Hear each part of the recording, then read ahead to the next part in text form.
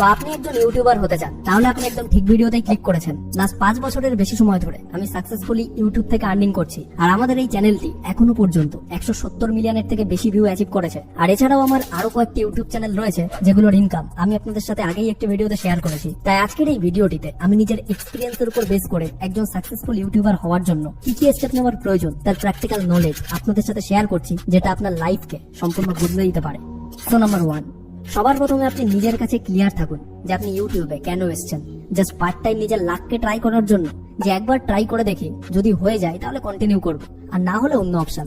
নাকি আপনি ইউটিউবকে আপনার ফুল টাইম ক্যারিয়ার হিসেবে নিতে চাইছেন? আপনি কি ইউটিউবের জন্য আপনার লাইফের নেক্সট কিছু বছর স্যাক্রিফাইস করতে রাজি আছেন? লাইক নেক্সট 1 থেকে 2 বছর আপনি কি শুধু ইউটিউব ক্যারিয়ার গ্রোথের জন্যই কাজ করতে পারবেন? তো আজকের এই ভিডিওটি দেখার পর বাংলার ঘরে ঘরে প্রচুর ইউটিউবার তৈরি হতে চলেছে। তাই একটাও পয়েন্টকে স্কিপ না করে সম্পূর্ণ ফোকাসের সঙ্গে ভিডিওটাকে দেখুন, আর পারলে একটা খাতা পেন নিয়ে বসুন এন্ড এই পয়েন্টগুলিকে অবশ্যই নোট করে রাখুন। Number 2, take the most important decision. আপনার ইউটিউব চ্যানেল শুরু করার আগে প্রথমে আপনার ব্রেন থেকে এই ভাবনাটি সম্পূর্ণ বের করে দিন যে বাকি ক্রিয়েটাররা কি করছে, কারা কারা কম্পিটিশনে আছে, কে বড় ক্রিয়েটার, কে ছোট ক্রিয়েটার, তারাই বা কি করছে।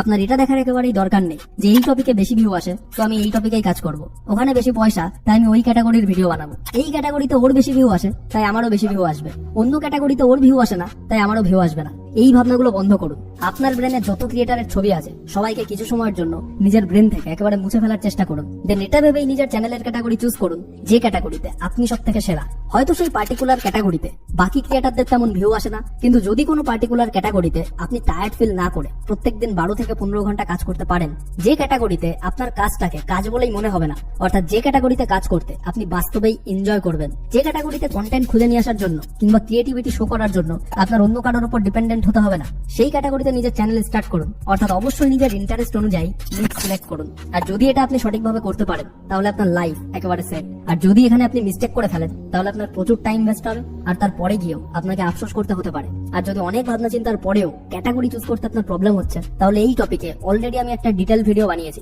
যেটা আপনি উপরের আই বাটন কিংবা ডিসক্রিপশন বক্সে দেওয়া লিংক থেকে দেখতে পারেন। সো একটা পারফেক্ট ক্যাটাগরি চুজ করে নিলেই আপনার ইউটিউব জার্নির প্রথম স্টেপ কমপ্লিট।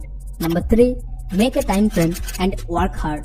আপনার চ্যানেলের প্রথম ভিডিও বানানোর আগে আপনি আপনার ডায়েরিতে একটা কথা নোট করে নিন যে নেক্সট 6 মাসের মধ্যে হয়তো আপনার ওই ভিডিওগুলোতে একটাও ভিউ আসবে না, কারণ আপনার চ্যানেলের প্রথম ভিডিওগুলো হয়তো ভীষণ বোরিং হবে, হয়তো বা বেকার কোয়ালিটির হবে, হয়তো লোকে আপনার ভিডিওগুলোকে পছন্দ করবে না, কিংবা আপনার ভিডিওগুলো লোকেদেরকে অ্যাট্রাক্ট করতে পারবে না, হয়তো আপনার বানানো ওই ভিডিওগুলো আপনার নিজেরও তেমন একটা পছন্দ হবে না। সে যতই আপনি ওপরে ওপরে ভিডিওগুলিকে ভালো মনে করুন না কেন, হয়তো বা আপনার ভিডিওগুলিকে দেখে লোকে হাসাহাসি করবে, আপনার বন্ধুরা আপনার ওই ভিডিওগুলিকে নিয়ে মজা করবে, কারোর সঙ্গে ভিডিওগুলিকে আপনি শেয়ার করলে তারা হয়তো আপনাকে বলবে যে সব ফালতু ভিডিও আমাকে সেন্ড করবি না। আর প্রত্যেক ইউটিউবারের সাথেই স্টার্টিং এ এমনটাই হয়, এন্ড আমাকেও এই সেম জিনিসগুলো ফেস করে আসতে হয়েছে। তাই এই পয়েন্টটা অবশ্যই আপনার ইউটিউবের প্রথম ভিডিওগুলো আপলোড করার আগে একটা খাতায় লিখে রাখুন, যাতে মাত্র 4টা কিংবা 5টা ভিডিও বানানোর পরে আপনি ডিমোটিভেট হয়ে ভিডিও বানানো বন্ধ না করে দেন। তো চ্যানেল শুরু করার আগে এই কথাগুলো ভালো করে নিজের মাইন্ডে ঢুকিয়ে নিন এবং এই সমস্ত সিচুয়েশনকে ফেস করার জন্য আগে থেকেই রেডি হয়ে যান। আর আপনি নিজের কাছেই প্রমিস করুন যে সিচুয়েশনে যাই হয়ে যাক না কেন, নেক্সট 6 মাস যদি আমার কোনো ভিডিওতে একটাও ভিউ না আসে, তাও আমি ওই 6 মাস কনসিস্টেন্সির সাথে বেস্ট কোয়ালিটির ভিডিও বানাতে থাকবো। আর এই টাইম ফ্রেমের মধ্যে আপনি ভিউ, সাবস্ক্রাইবার, অডিয়েন্স, নেম, ফেম, মানি সবকিছু নিজের মাথা থেকে একেবারে বাইরে রাখবেন। তাহলে আমি আপনাকে গ্যারান্টি দিচ্ছি যে পরবর্তী 6 মাসের মধ্যে আপনার ভিডিওগুলির উপর অটোমেটিকলি ভিউ আসতে শুরু হবে। তা সে আপনার চ্যানেলের ক্যাটাগরি যাই হোক না কেন, কিন্তু এই 6 মাস কোনো রকম এক্সপেকটেশন ছাড়াই আপনাকে সম্পূর্ণ কনসিস্টেন্সির সাথে হার্ড ওয়ার্ক করতেই হবে। Number 4, learning. ইউটিউবে নিজের ক্যারিয়ার বানাতে হলে আপনাকে প্রত্যেকদিন নতুন কিছু শিখতে থাকতে হবে, কারণ আপনি যদি নিজের স্কিলকে, ভিডিওর কোয়ালিটিকে, নিজের নলেজকে ইমপ্রুভ না করেন, তাহলে আজ আপনি একটা ইউটিউব চ্যানেল গ্রো করে ফেললেও কাল কিন্তু অন্য কেউ আপনাকে বিট করে আপনার জায়গাটা নিয়ে নিতেই পারে। তাই আপনাকে অবশ্যই লার্নিং ওরিয়েন্টেড হতে হবে। আর যদি আপনি আপনার লিমিটেড নলেজের উপর বেস করে ভিডিও বানাতে থাকেন, তাহলে একটা টাইমের পর গিয়ে আপনার ভিডিওগুলো কিন্তু একঘেয়ে লাগতে শুরু করবে, তখন আপনার অডিয়েন্সও আপনার ভিডিওগুলি থেকে বোর হতে থাকবে। আর এই কারণেই প্রচুর চ্যানেল বর্তমানে কিন্তু একেবারে ডেড হয়ে গেছে, যারা এক সময় কোনো একটা ক্যাটাগরিতে টপ চ্যানেল হিসাবে পরিচিত ছিল। তাই সব সময় নতুন কিছু শিখতে থাকুন আর নিজেকে এবং নিজের স্কিলকে ইমপ্রুভ করতে থাকুন। Number 5, watch your favourite YouTubers old videos.